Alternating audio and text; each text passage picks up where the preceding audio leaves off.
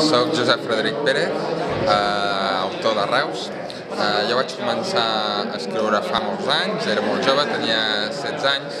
Vaig provar sort de presentar-me en un concurs al que convoca cada any Cruïlla, l'editorial Cruïlla, per un concurs de literatura infantil i juvenil. Llavors jo era, es pot dir, juvenil. Vaig tenir sort, la cosa va funcionar i des de llavors doncs, he anat publicant sempre amb l'editorial Cruïlla. No sé, tinc 7 o 8 obres i totes elles doncs, han anat funcionant. És un gènere que m'agrada i que he continuat cultivant tot i que han anat passant els anys.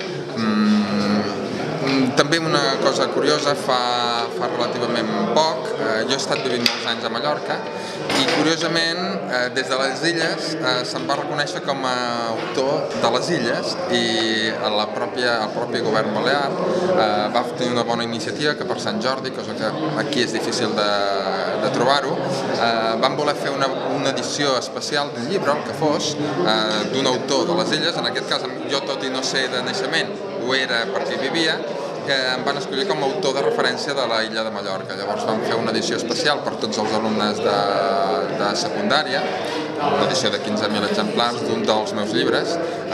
Podia haver escollit un llibre dels meus publicats, però al final es va triar un llibre inèdit i va ser una experiència realment bonica. Des de llavors cap aquí, doncs, he anat escrivint altres històries, ara sempre treballant, sempre endavant. Altra cosa és que quan tenia 20 anys estudiava, tenia més temps. Ara, jo soc arquitecte, amb la meva feina, doncs evidentment tens menys coses, menys temps per escriure, però així tot es fa un esforç i el que s'ha de fer és no parar d'escriure quan a un és allò que li agrada.